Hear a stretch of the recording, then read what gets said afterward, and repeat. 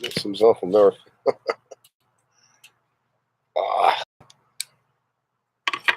So Tom here, Flip Anything. I haven't had a video out in a while. I've been really had some private matters with family to deal with, and but have a lot of real estate deals going to at the same time. And I've been running back and forth from California back here to home. And anyways, a lot of cool stuff going on. I've got the book done, and Wake Up and Smell the Real Estate. That's the book. And I'm going to start focusing more. You know, I had a lot of people read my book and different things, and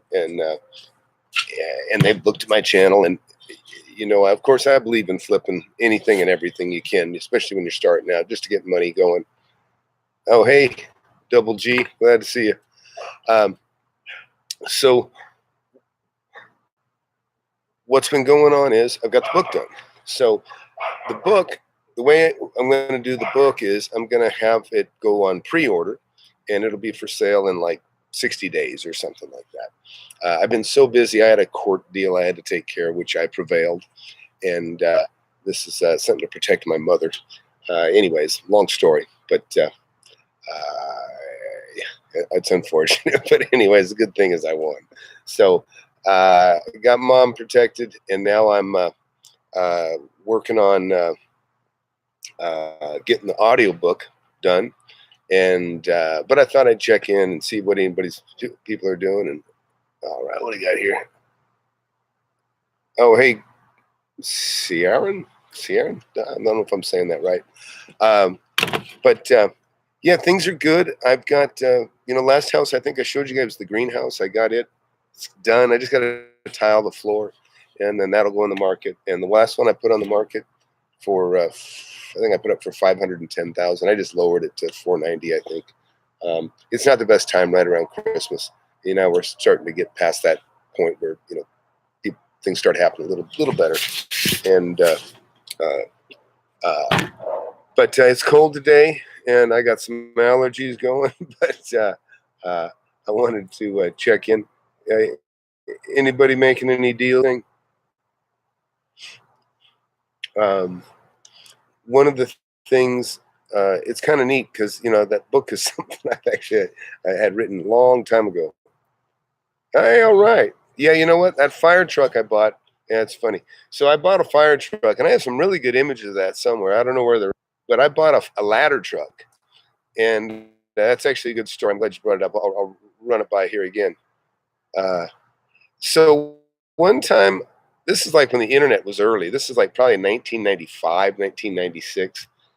I get on, I'm going through, and it was the city of Plano. They had a fire truck up for auction, and they had also I don't know, some other cool car or something. Anyways, I threw a bid out for $11,200. It was a blind bid, and about 30 days later, I get the phone call. But actually, before I made the bid, I called the firehouse, because a fire truck like that, even back then, was $500,000. It was American LaFrance, and I got a hold of the main mechanic station. I said, hey, what's the story? And they said, oh, man, that's a good truck. They go, you know, these trucks have to be certified. And they go, that one is. So you've got a truck that's certified and good for many years. And, you know, I guess they have a for the ladder. The thing goes up 100 feet. It's a pretty intimidating ladder to climb up, I'll tell you. Anyways, so I've got that. Anyways, so I bid on it. 30 days later, I get the notice that I got it. I'm like, oh, geez, now what am I going to do? But one of the guys that I visited with and getting information on it, I said, hey, how about I give you $300 and you drive it here, and I'll fly you back. He drove the truck to me, and I gave him $300 and I flew him back home. And then I sold that truck, paid $11,200, and I sold it for $30,000 to Ponca City, Oklahoma. And I actually worked with the broker on that. Interesting guy. But anyhow, we both made some money, so it was kind of a neat deal. But yeah, anything, you know, anything of value. I mean, don't hesitate. You know, houses. You know, of course, houses are my favorite. I mean, not my favorite. I like anything. You're gonna see a video. I'm in jiu-jitsu, and a couple guys that I've been rolling with called rolling grappling. they're interested, and so I took them for a ride. And this video will come out here pretty soon. And but we were talking about property and stuff, and I was showing them some houses, and I was kind of showing them how to pick out the gems. There's a lot of different neighborhoods, and one of the things you really want to do is you want to take time to discover what's really cool about certain neighborhoods. And so when I buy in a neighborhood, it's not just because the house is a good deal. Believe me, I could buy a house in an okay neighborhood. If I got it for the right price, I'd buy it and I'd flip it. But there's some neighborhoods that have a little more going for them than others. And I'm talking about big parks that are nearby that you can walk to. Uh, uh, and there's other amenities, like maybe a movie theater that's within walking distance, maybe a bar, maybe a restaurant. I mean, it's very nice to be able to walk out your day, a nice evening, and walk to a movie theater and walk to a restaurant and maybe have a couple of drinks. And now we got Uber, of course, but it's just nice taking that time. I have my two boys, and I enjoy taking them for walks, and we do. We go walk, and we'll walk down to the pizza place, and we'll have a pizza and have a drink, and we'll walk back, and because it's just good quality time. And anyways, I like these amenities, and there's some neighborhoods on the opposite end of that, beautiful homes, they're 5-10 miles from the nearest store. That's not what I want. It's not what I like. So to me, that's a negative. So things like that you got to look at. What's Double G's got here? He said, I'm doing just residential, very successful at it. Just made $40K assignment fee. Wow, man, that's a hell of an assignment fee. That's awesome. Need to learn how to run my comps and numbers in commercial. Any advice? You know what? It's just math. It really is. It's just math. And I tell people that all the time. They don't like it, but really, it's just math. What it sells for, what it's worth, and what you can buy it for. If comps are drastically different, then you need to take a closer look at zoning. There might be something there that you don't see. Like some properties. Like I rezoned a property, and unfortunately, I had a real tragedy in the family, and just a real. I don't even want to talk about it, but it was very, very tough, and I just didn't care, and I didn't. I just let somebody else handle it, and it didn't get handled as well as I would have liked. I didn't fight, and I could have got a little more what I wanted, but I didn't. I just wasn't worth it at the moment. So now I have to go back if I'm going to refight it. But what I'm getting at is, like, if you found a junkyard, junkyards are gold. Okay, even 30 years old, because a junkyard, you're established. There's oil dripping in the ground. The cars, they just don't even love that stuff at all. They won't let, if you asked to put a junkyard in, they wouldn't let you do it today. Probably have you pave or concrete the whole place. So when you see a junkyard and you see cars that are just sitting in the dirt all over the place, gold, okay, because that is just not something you can get. Now, junkyards aren't worth today as they used to be, because now you can order a bumper for a 50 and they'll make it the next day. And so things are changing like that. But that's an example of zoning that will allow something that maybe you couldn't do on another property that's in the neighborhood that would appear to be the same, but it's not the same. Same with commercial. I got a place that I rezoned general retail, and I'm going to build maybe the 30,000 square foot building on it. Well, now I'm staying, and I'll tell you why.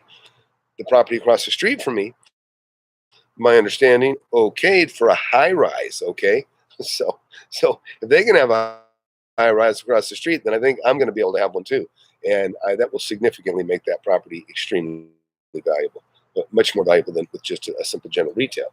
So I got to go look at that again.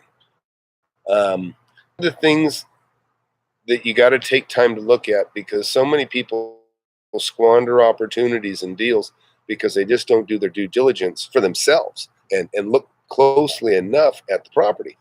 And and I'll give you an example. So I got a TV set. Somebody said, this is like 30 years ago, okay, maybe more. But when you push the remote, you'd see the actual channel turn. Just the handle, you could go turn the channels by hand, or you push a button, you'd see the motor would turn it, and it would turn the channels. but it was actually a really cool TV at the time. You know, it's when I was really young, and I go, man, and I got it for like 50, I don't know what, but I was like, this is cool. Well, the remote didn't work, and I thought that's why I got it. And so the guy that I worked with in the cabinet shop, Vernon, he goes, hey, he goes, you want to sell that? And I go, man, I go, well, the remote doesn't work. And he goes, well, that's okay. He goes, how much? I'm like, I don't know, $50.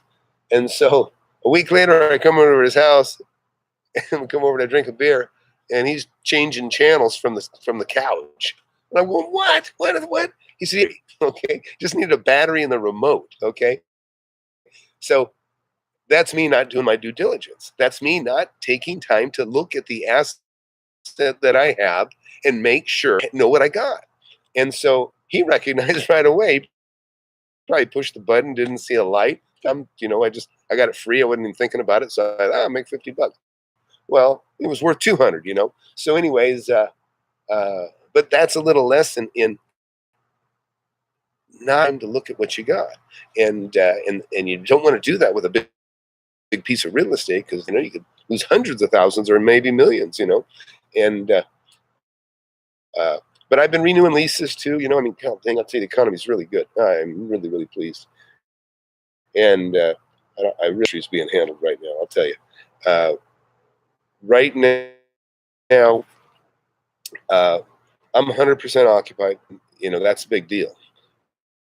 And I've got 1,000 or so square feet, and I haven't even added it up since I bought some other properties. But that's a lot of property, and to be 100% full, you know, even at 5%, if I'm down 5%, you know, that's 7,500 roughly square feet.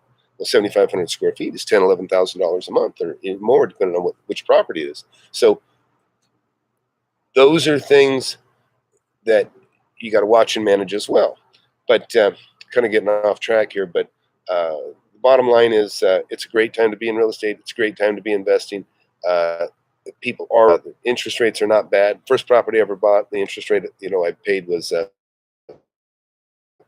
9 and 8. Actually, it was 9.25%. First house I bought, and it wasn't the first property I bought, but it was the first house that I bought with a conventional loan from a bank. So let's see what we got here. Let's see. All right. Well, man, Double G. So Double G here made 40,000 on an assignment. I mean, that's a nice chunk of money, man. And so when you got it tied up, I assume you got the contract written, everything ready to go, and you would have closed it and bought it and resold it had you not done that, correct? Also, hey, while we got all these guys in here, please give me a thumbs up, okay, if you enjoy the the chat. So okay, we got the Chrisman. I bought a house for $456,000 in Nebraska. It needs to be moved though. Wow. Oh, $456 or $456,000. Wow. Yeah, I've never moved a house. I have not moved a house, but I don't know. I don't know. I don't know if I don't know if I want the responsibility of having to get rid of it. But maybe. I'm sure you could pour a slab and just set it down on it, possibly. But I've seen some houses move before, but I've never done it myself. Thanks, Fastback. Appreciate it. Oh, okay. Yeah, $456. Well, I don't know. That sounds interesting. I mean, if you got a place to put it, I don't know how easily your house moves. Is it on a slab or is it on pier and beam? Hopefully, it's on pier and beam, I think.